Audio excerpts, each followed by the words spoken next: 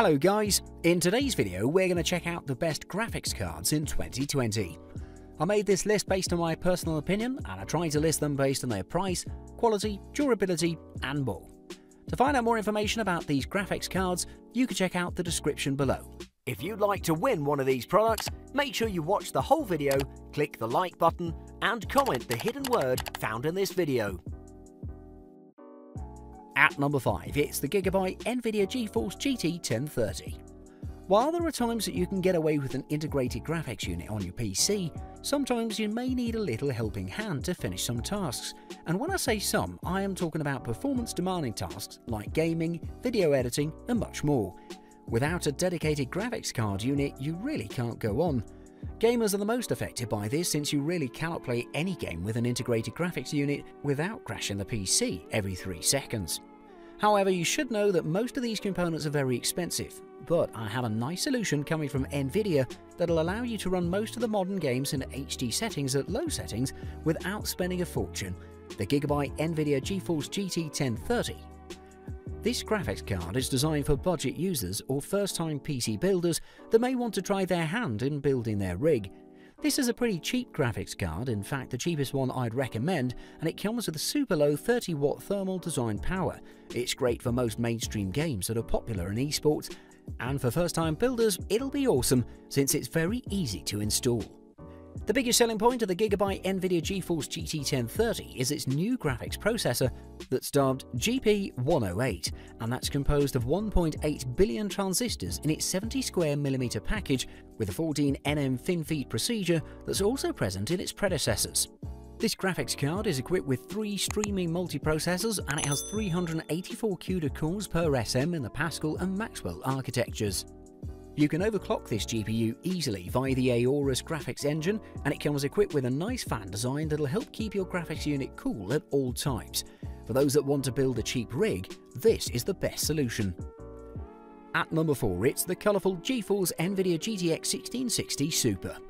If you want to go up one from the aforementioned budget graphics card and want to game at full HD resolution at higher settings, I recommend you go for the colourful GeForce Nvidia GTX 1660 Super, which is one of the best graphics cards for its money.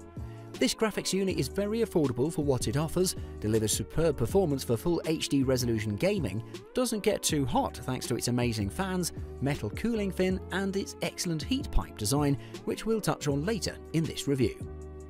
Compared to its predecessor, this GTX 1660 Super is a major upgrade, delivering plenty of things that hardcore gamers that want the most from their graphics units would desire. For example, compared to its predecessor, it's faster, but on top of that, it comes with GDDR6 video memory instead of GDDR5, which delivers more for its price. Just like its predecessor, it also is based on the same TU116 GPU construction and has the same number of CUDA cores at 1408 as the original 1660. As I mentioned, the biggest upgrade is the GDDR6 video memory, which will enhance the memory speed from 8 gigabits per second to 14 gigabits per second, and this matches the VRAM speeds of the super powerful RTX 2080 Ti. In terms of benchmark performance tests, the colourful GeForce Nvidia GTX 1660 Super delivered plenty of good results, however it also shone in gaming. I tested it with various games in 1080p resolution and high settings, and all AAA games were super playable thanks to its core clock of 1785 MHz and 6 GB of VRAM. Your best bet for full HD gaming. At number 3, it's the XFX AMD Rodeon VII. Coming up next, I have one of my favourite graphics units in the market, coming in from AMD. It's the XFX AMD Rodeon VII. This unit isn't packed with fancy technology like AI learning, real-time ray tracing or crossfire support. However, what it lacks in those features, it makes up for them in sheer power, in terms of VRAM and speed. One of the best graphics cards for gaming, however it has a special place in video editors' hearts thanks to its extra VRAM, so let's take a closer look.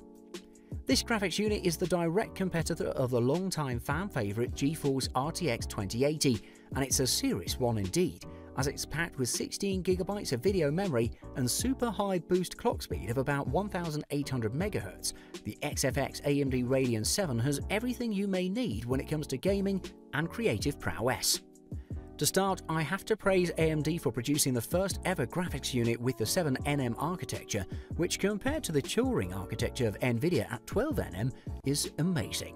The company has stated that the 7nm architecture increases the performance by more than 25% without requiring more power. However, you should know that this beast is very power hungry at times.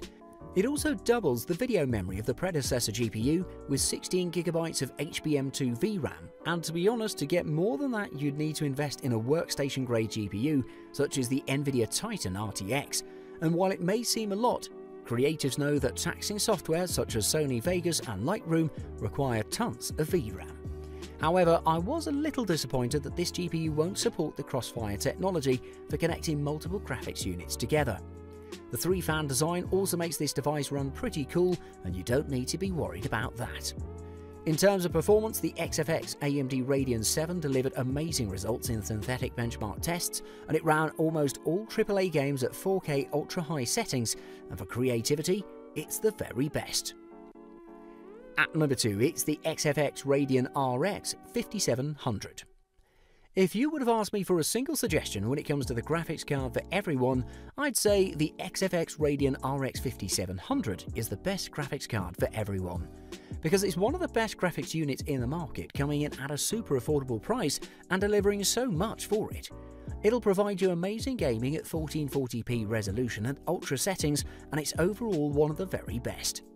Like the aforementioned graphics unit from AMD, this one is also based on the 7nm RDNA graphics architecture that's mostly due to the die shrink, making it capable of a lot more compared to its predecessor. From the get-go, you'll see that this architecture is perfect for gamers since it increases the performance for the clock speed by 25%, meaning that your graphics unit will deliver more performance for its clock speed. It also has a higher core count than many of its predecessors, significantly at that. One of my favourite upgrades from older graphics units is the PCIe 4.0, which is perfect for improving the bandwidth. However, for now, it'll only run with the AMD Ryzen 3 systems with X570 motherboards, and if you have one of those, you'll rejoice. I have to mention that this card is built by AMD Navi, and this card is not just hardware upgrades, since it has plenty of software tricks up its sleeve, such as the Fidelity FX features that enhance the image quality significantly. And I have to mention that this library is open sourced, meaning that the developers can include the effects without paying, which will keep the costs low for us. I especially like the contrast adaptive sharpening, which is a gaming feature that upscales the image perfectly to your 4K monitor. My definite favourite, and it will be yours as well.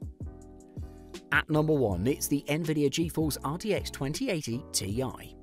On top of the list, we have the definite best graphics card in the market by a mile, at least in the consumer-grade industry, the Nvidia GeForce RTX 2080 Ti. This graphics card is an absolute beast, managing to deliver super high FPS 4K gaming, ray tracing revolution, USB-C connectivity, and despite being very expensive, it's a very worthy investment since you use this graphics unit for a long time. Besides being super powerful and marginally better than the superb GeForce GTX 1080 Ti, delivering above 60 frames per second at 4K resolution with ultra settings, this graphics unit is pushing the limits of graphics technologies thanks to its real-time ray tracing technology and AI learning mechanism thanks to its Tensor cores. It's the elite, however you will need the best CPU and best monitor to get the best out of it.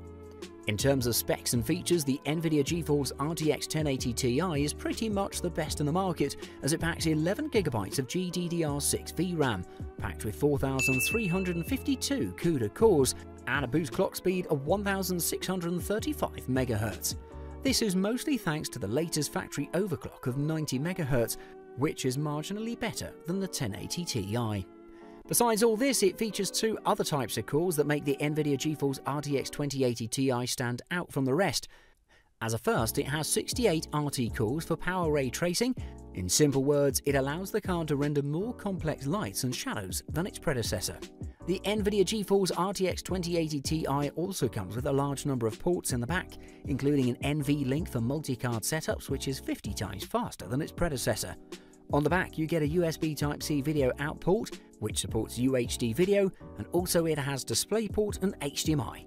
The definite best, without a doubt. Thanks for watching. I hope you liked the video. If you found it helpful, please remember to leave a like and subscribe to my channel to see more videos like this in the future. If you have any questions related to these products, you can leave a comment below and I'll get back to you as soon as I can.